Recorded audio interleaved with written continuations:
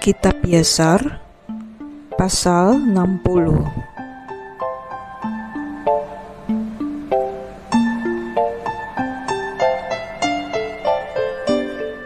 Ketika tahun berganti, yaitu tahun ke-72 setelah orang Israel turun ke Mesir, setelah kematian Yosef, Sepoh bin Elipas bin Esau melarikan diri dari Mesir, dia dan orang-orangnya, dan mereka pergi. Dia datang ke Afrika, yaitu Dinhaba, kepada Angeas Raja Afrika. Angeas menerima mereka dengan kehormatan besar, dan dia menjadikan Sepoh panglima pasukannya. Sepoh mendapatkan kemurahan di mata Angeas dan di mata rakyatnya.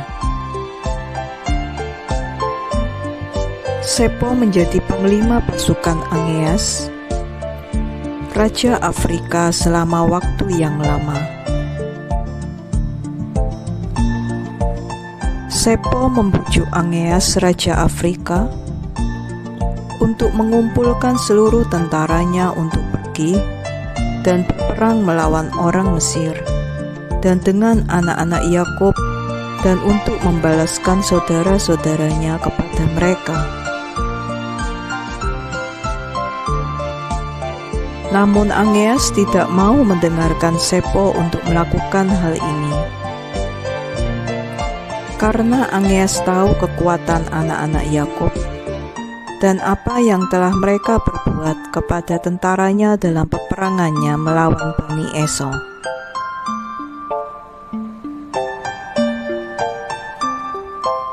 Sepoh pada waktu itu sangat dihormati di mata Angeas dan di mata seluruh rakyatnya. Dia terus membujuk mereka untuk berperang melawan Mesir, namun mereka tidak mau.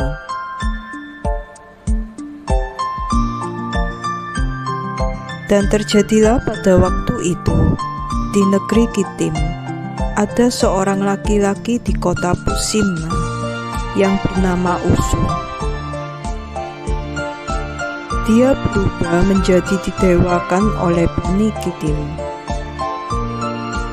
Orang ini mati dan tidak punya anak laki-laki, hanya seorang putri yang bernama Jania. Gadis ini amat sangat cantik, bagus perawakannya dan pintar. Tidak seorang pun yang terlihat seperti dia dalam kecantikan dan hikmatnya di seluruh negeri. Orang-orang Angeas Raja Afrika melihat dia, dan mereka datang dan memuji-mujinya di hadapannya.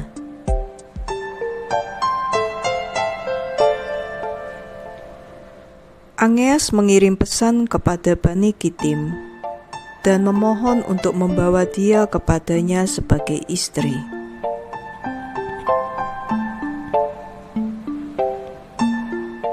Orang Kitim menyetujui untuk memberikan dia kepadanya sebagai istri. Dan ketika utusan-utusan Angeas hendak pergi dari negeri Kitim untuk melanjutkan perjalanan mereka, lihatlah, utusan-utusan Turnus, Raja Bibentu, datang ke Kitim. Karena Turnus Raja Bibentu juga mengirim utusan-utusannya untuk meminta Jania baginya, untuk mengambil bagi dirinya sebagai istri, karena semua orang-orangnya juga memuji-muji dia di hadapannya. Karena itu dia mengirim seluruh hamba-hambanya kepada Jania. Hamba-hamba Turnus datang ke Kitim, dan mereka meminta Jania untuk dibawa kepada Turnus raja mereka sebagai istri. Orang-orang Kitim berkata kepada mereka, kami tidak dapat memberikan dia, karena Aeneas Raja Afrika menginginkan dia untuk mengambilnya sebagai istri sebelum engkau tiba. Dan kami harus memberikan dia kepadanya. Maka sekarang kami tidak dapat melakukan hal ini dengan membatalkan gadis ini bagi Aeneas dan memberikannya kepada Turnus. Karena kami sangat gentar kepada Aeneas, kalau-kalau dia datang dan berperang melawan kami dan menghancurkan kami, dan Turnus tuanmu tidak mampu melepaskan kami dari tangannya. Ketika para utusan Turnus mendengar semua perkataan Bani Kitim, mereka kembali kepada tuannya dan mengatakan kepadanya seluruh ucapan Bani Kitim. Bani Kitim mengirim peringatan kepada Aeneas, katanya,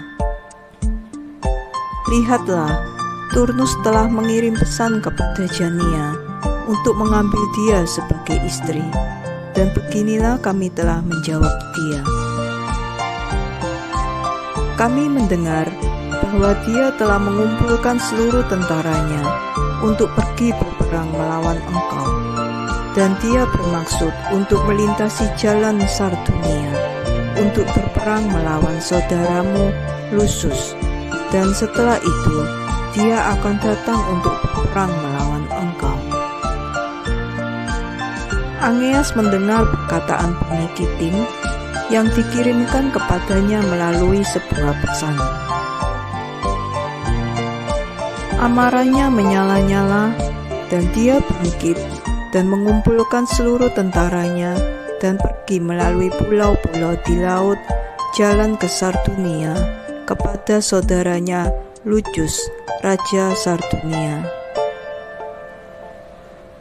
Niblos bin Lucius mendengar bahwa pamannya Aeneas akan datang, dan dia pergi menyambutnya dengan tentara yang besar, dan dia mencium dan memeluknya. Niblos berkata kepada Aeneas, "Jika engkau menanyakan kepada ayahku mengenai kesejahteraannya, aku akan pergi bersamamu untuk berperang melawan Turnus. Mintalah kepadanya untuk menjadikan aku panglima pasukannya." Dan Aeneas melakukannya. Dia datang kepada saudaranya, dan saudaranya datang menyambut dia, dan dia menanyakan kesejahteraannya. Aeneas menanyakan kepada saudaranya Lucius mengenai kesejahteraannya, dan untuk menjadikan putranya Niblos panglima pasukannya, dan Lucius mengabulkannya. Aeneas dan saudaranya Lucius bangkit, dan mereka pergi menuju Turnus untuk berperang. Ada bersama mereka sejumlah besar tentara dan orang-orang yang banyak. Dia datang dengan kapal-kapal, dan mereka tiba di provinsi Astoras. Lihatlah, Turnus mendatangi mereka karena dia pergi ke Sardunia dan bermaksud untuk menghancurkannya, dan selanjutnya melintas dari sana menuju ke Aeneas untuk berperang melawan dia. Aeneas dan Lucius saudaranya berhadapan dengan Turnus di lembah Kanopia. Peperangan berlangsung sengit dan dahsyat di antara mereka di tempat itu. Peperangan itu berat bagi Lucius Raja Sardunia. Seluruh tentaranya gugur, dan Niblos putranya juga gugur dalam peperangan itu. Pamannya Aeneas memerintahkan hamba-hambanya, dan mereka membuat sebuah peti emas bagi Niblos, dan mereka memasukkan dia ke dalamnya. Aeneas kembali berperang melawan Turnus, tapi Aeneas lebih kuat daripadanya, dan dia membunuhnya. Dia memukul semua orang-orangnya dengan mata pedang, dan Angeas membalaskan Niblos, putra saudaranya, dan tentara saudaranya Lucius. Ketika Turnus mati, mereka yang tersisa dalam peperangan menjadi lemas tangannya, dan mereka melarikan diri dari hadapan Angeas dan Lucius saudaranya. Angeas dan saudaranya Lucius mengejar mereka hingga ke jalan besar yang ada antara Alpahnu dan Roma. Mereka membunuh seluruh tentara Turnus dengan mata pedang. Lucius Raja Sardunia memerintahkan hamba-hambanya supaya mereka membuat sebuah peti mati dari tembaga, dan supaya mereka meletakkan ke dalamnya mayat putranya Niblos, dan mereka menguburkan dia di tempat itu. Mereka membangun di atasnya sebuah menara yang tinggi di sana, di jalan besar itu, dan mereka menyebut namanya menurut nama Niblos sampai hari ini. Mereka juga menguburkan Turnus Raja Bibentu di tempat itu bersama Niblos. Lihatlah, di jalan raya antara Alpahnu dan Roma, kuburan Niblos ada di satu sisi, dan kuburan Turnus ada di sisi lainnya, dan ada lantai batu di antara mereka sampai hari ini. Ketika Niblos telah dikuburkan, Lucius ayahnya kembali bersama tentaranya ke negerinya Sardunia. Angeas saudaranya Raja Afrika pergi bersama orang-orangnya ke kota Bibentu, yaitu kota Turnus. Penduduk Bibentu mendengar ketenarannya dan mereka sangat gentar kepadanya. Mereka pergi menyongsong dia dengan tangisan dan permohonan, dan penduduk Bibentu memohon Angeas untuk tidak membunuh mereka ataupun menghancurkan kota mereka. Dan dia melakukannya karena Bibentu pada waktu itu dikenal sebagai salah satu kota-kota Bani Kitim. Karena itu dia tidak menghancurkan kota-kota itu. Mulai dari hari itu dan seterusnya, pasukan Raja Afrika akan pergi ke Kitim untuk merampas dan menjarahnya. Dan kapanpun mereka pergi, Sepo, panglima pasukan Angeas, akan pergi bersama mereka. Terjadilah sesudah itu, Angeas berbalik bersama tentaranya, dan mereka tiba di kota Pusimna. Di sana Angeas mengambil Jania, anak perempuan Usu, sebagai istri, dan membawa dia ke kotanya di Afrika. Pasal 61.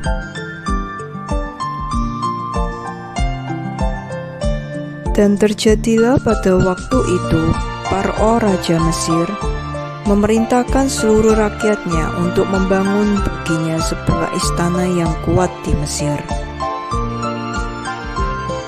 Dia juga memerintahkan anak-anak Yakub untuk membantu orang Mesir dalam membangun. Orang Mesir membuat sebuah istana yang indah dan megah sebagai tempat tinggal kerajaan. Dan dia tinggal di dalamnya, dan dia memperbaharui pemerintahannya, dan dia memerintah dengan aman. Sebulun bin Yakob mati dalam tahun itu, yaitu pada tahun ke-72 setelah orang Israel turun ke Mesir. Sebulun mati dalam umur 114 tahun, dan diletakkan dalam sebuah peti mati dan diberikan ke tangan anak-anaknya. Dalam tahun ke-75, matilah saudaranya Simeon. Dia berumur 120 tahun pada waktu kematiannya. Dia juga diletakkan dalam sebuah peti mati dan diberikan ke tangan anak-anaknya. Sepo bin Elipas bin Esau, panglima pasukan Angeas Raja Dinhaba, masih tetap membujuk Angeas setiap hari mempersiapkan peperangan melawan anak-anak Yakub di Mesir. Angeas tidak ingin melakukan hal ini karena hamba-hambanya telah menceritakan kepadanya semua keperkasaan anak-anak Yakub, apa yang mereka perbuat kepadanya dalam peperangan dengan Bani Esau. Sepo pada waktu itu setiap hari membujuk Angeas untuk berperang melawan anak-anak Yakub pada hari-hari itu. Setelah beberapa waktu, Angeas mendengarkan kata-kata Sepo dan menyetujuinya untuk berperang dengan anak-anak Yakub di Mesir. Angeas mengatur seluruh orang-orangnya, sejumlah besar orang seperti pasir di tepi pantai, dan dia membuat keputusan untuk pergi ke Mesir untuk berperang.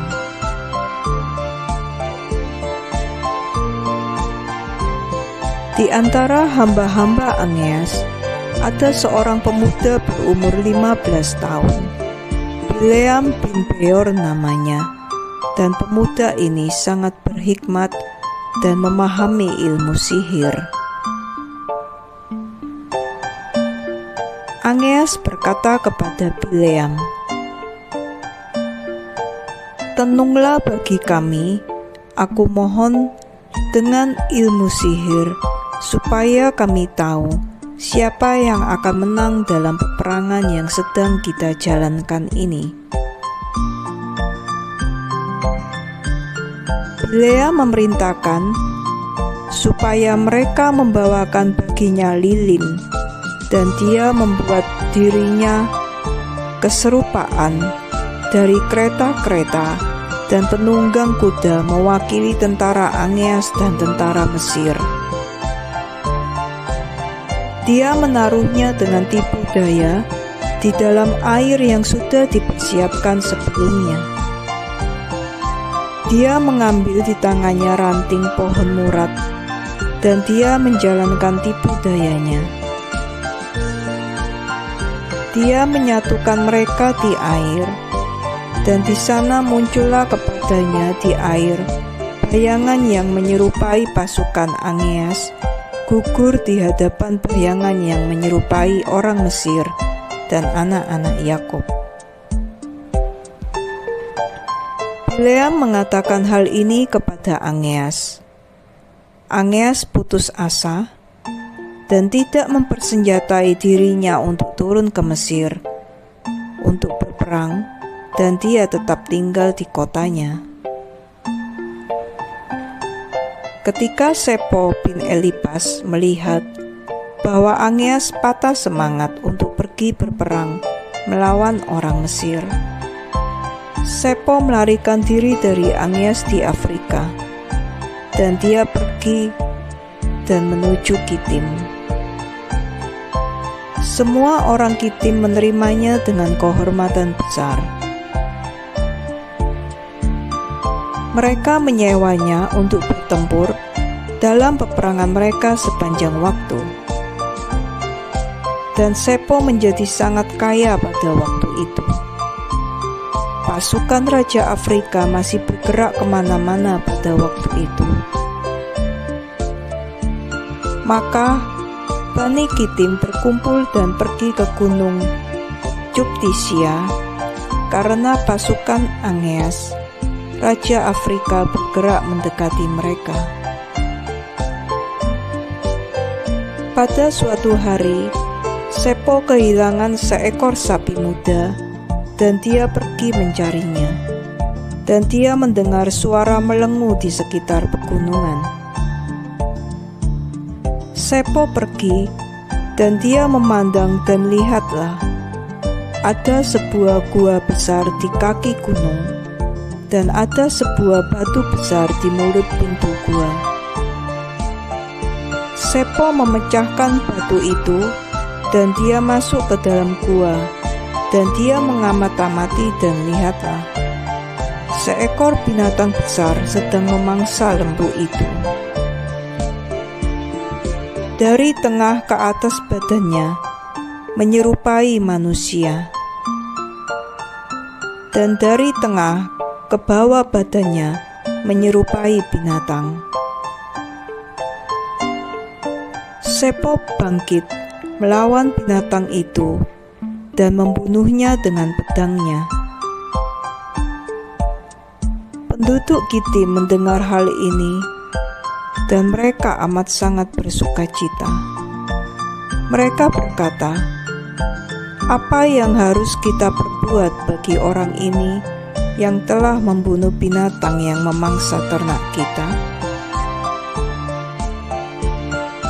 Mereka semua berkumpul untuk menguduskan 1 hari dalam setahun bagi dia.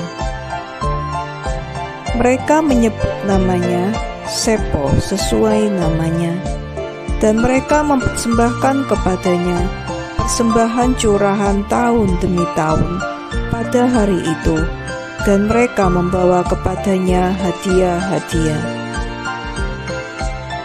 Pada waktu itu, Jania anak perempuan Usul, istri Raja Angeas, menderita sakit.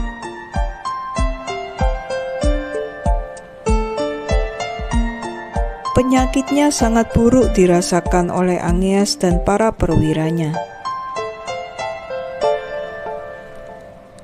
Angeas bertanya kepada orang-orang pintarnya,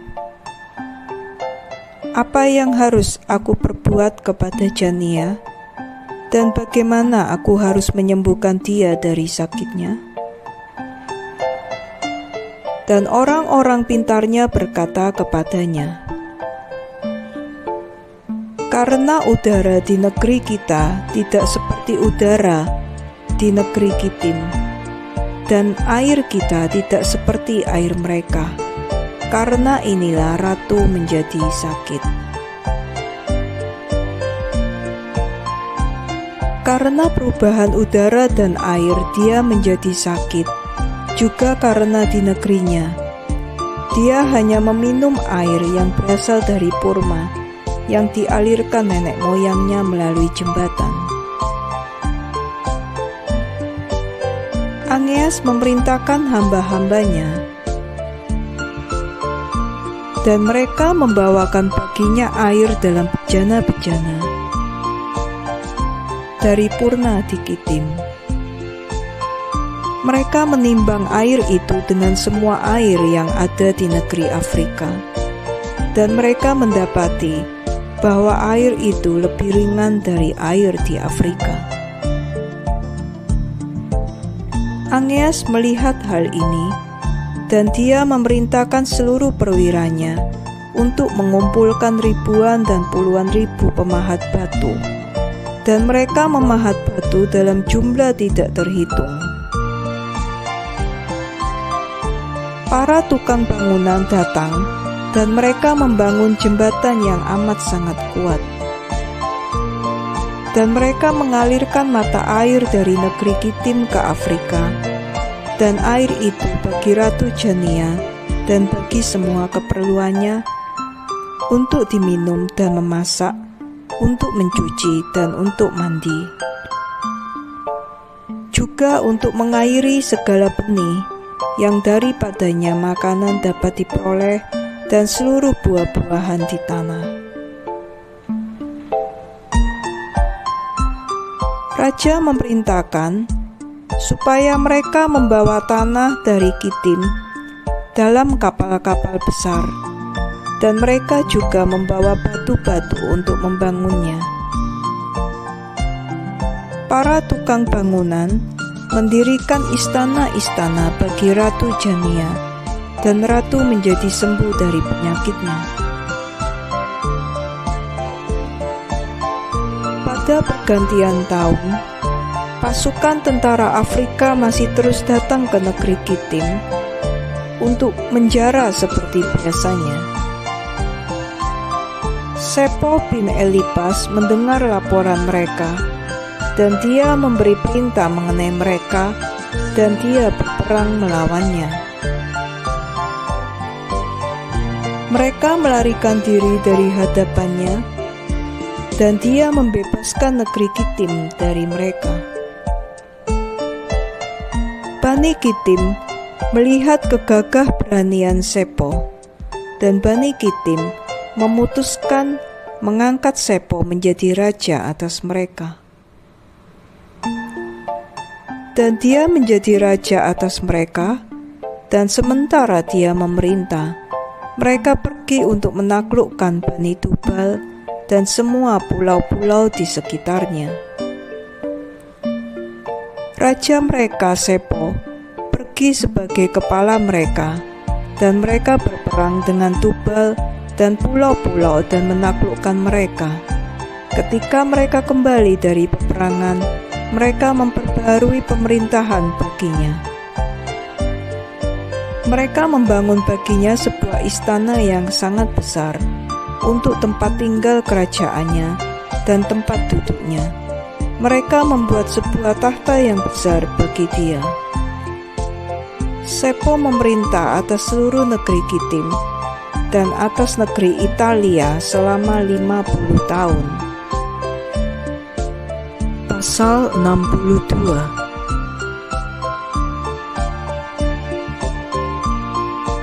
Dalam tahun itu, yaitu tahun ke-79 setelah orang Israel turun ke Mesir, matilah Ruben bin Yakub di tanah Mesir.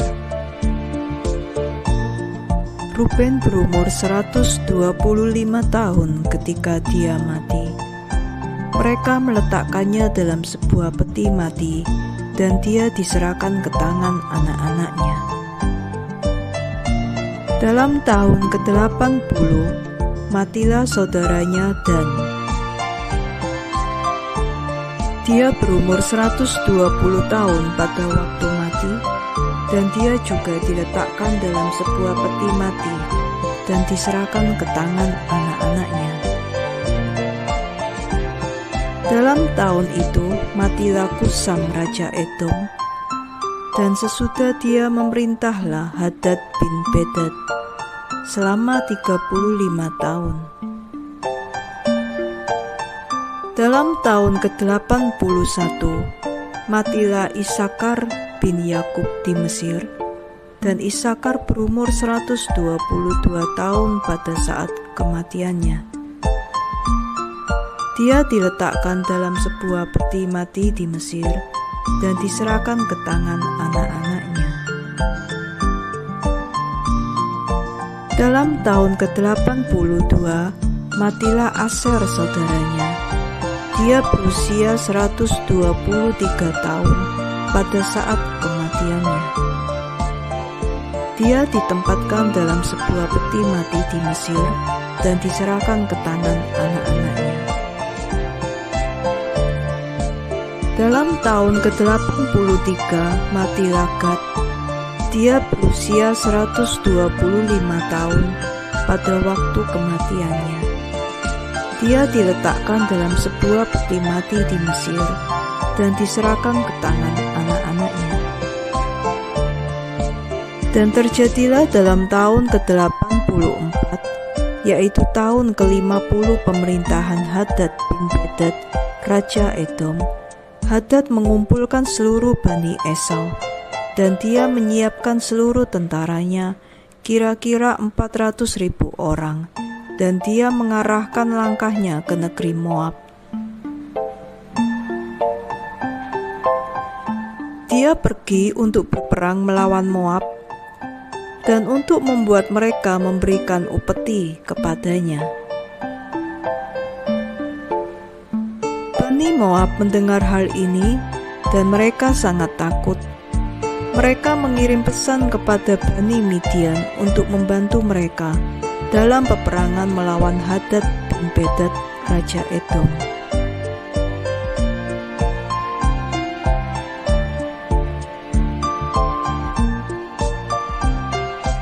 Hadad tiba di negeri Moab, dan Moab dan Bani Midian keluar untuk menyongsong dia. Mereka mengatur barisan perang melawan dia di padang Moab. Hadad berperang melawan Moab, dan di sana gugurlah dari Bani Moab dan Bani Midian banyak orang yang mati terbunuh, kira-kira 200.000 orang. Peperangan itu sangat hebat atas Moab, dan ketika Bani Moab melihat bahwa peperangan berlangsung sengit atas mereka, mereka menarik tangannya dan berbalik badan dan meninggalkan Bani Midian untuk melanjutkan peperangan.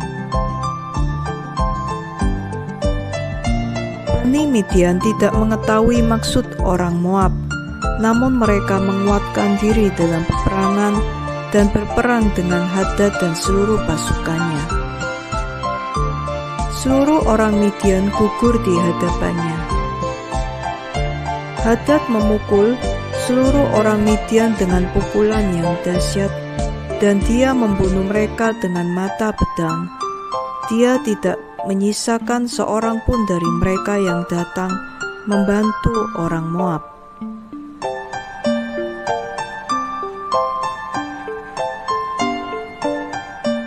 Ketika seluruh Bani Midian telah binasa dalam peperangan, Bani Moab telah melarikan diri. Hadad menjadikan seluruh Moab pada waktu itu negeri jajahannya. Mereka ada di bawah kekuasaannya, dan mereka memberikan upeti tahunan seperti yang diperintahkan. Hadad berbalik kembali dan menuju ke negerinya. Pada pergantian tahun, ketika sisa-sisa orang Midian yang ada di negeri itu mendengar bahwa semua saudara-saudara mereka telah gugur dalam peperangan melawan Hadad demi orang Moab, karena Bani Moab telah membalikkan badan dalam peperangan dan meninggalkan Midian untuk berperang, maka 5 pemimpin Midian memutuskan dengan seluruh sisa saudara-saudara mereka yang tertinggal di negeri mereka untuk berperang melawan Moab untuk membalaskan saudara-saudara mereka. Bani Midian mengirimkan pesan kepada seluruh saudara mereka Bani Timur. Dan seluruh saudara mereka, seluruh anak-anak Ketura, datang untuk membantu Midian berperang melawan Moab. Bani Moab mendengar hal ini, dan mereka sangat ketakutan bahwa seluruh Bani Timur telah berkumpul bersama-sama melawan mereka untuk berperang. Bani Moab mengirim sebuah peringatan kepada negeri Edom kepada Hadad bin Bedad, katanya, "Datanglah sekarang kepada kami dan bantulah kami, dan kita akan memukul Midian, karena mereka semua telah berkumpul bersama dan telah datang melawan kami dengan seluruh saudara mereka Bani Timur untuk berperang, untuk membalaskan orang Midian yang gugur dalam peperangan." Hadad bin Bedad Raja Edom berangkat dengan seluruh tentaranya dan pergi ke tanah Moab untuk berperang melawan Midian. Midian dan Bani Timur berperang melawan Moab di padang Moab, dan peperangan itu sangat sengit di antara mereka. Hadad memukul seluruh Bani Midian dan Bani Timur dengan mata pedang. Hadad pada waktu itu melepaskan Moab dari tangan Midian, dan mereka yang tersisa dari Midian dan dari Bani Timur melarikan diri dari hadapan Hadad dan tentaranya. Hadad mengejar mereka sampai ke negeri mereka dan memukul mereka dengan pembantaian yang hebat. Orang-orang yang terbunuh berguguran di jalan.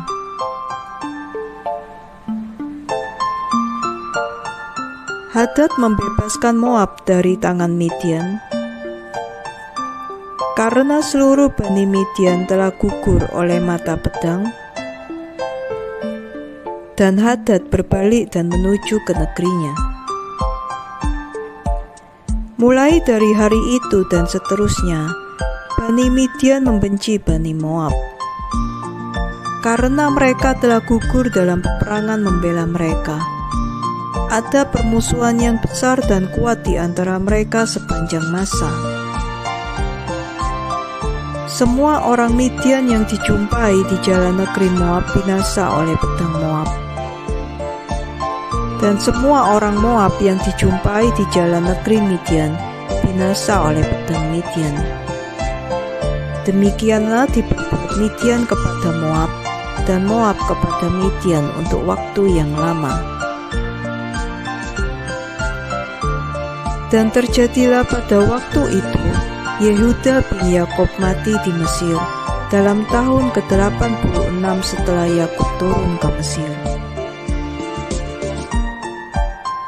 Yehuda berumur 129 tahun pada waktu kematiannya, dan mereka membalsem dia dan meletakkannya dalam peti mati. Dia diserahkan ke tangan anak-anaknya. Dalam tahun ke-89 matilah Naftali. Dia berusia 132 tahun, dan dia diletakkan dalam peti mati dan diserahkan ke tangan anak-anaknya. Dan terjadilah dalam tahun ke-91 setelah orang Israel turun ke Mesir, yaitu tahun ke-30 pemerintahan Sepo bin Elipas bin Esau atas Bani Kitim. Anak-anak Afrika mendatangi Bani Kitim untuk menjarah mereka seperti biasanya. Namun mereka sudah 13 tahun lamanya tidak mendatangi mereka. Mereka datang kepadanya dalam tahun itu, dan Sepo bin Elipas pergi keluar, menyongsong mereka dengan beberapa orangnya dan memukul mereka mati-matian. Pasukan tentara Afrika melarikan diri dari hadapan Sepo, dan orang-orang yang mati terbunuh berguguran di hadapannya.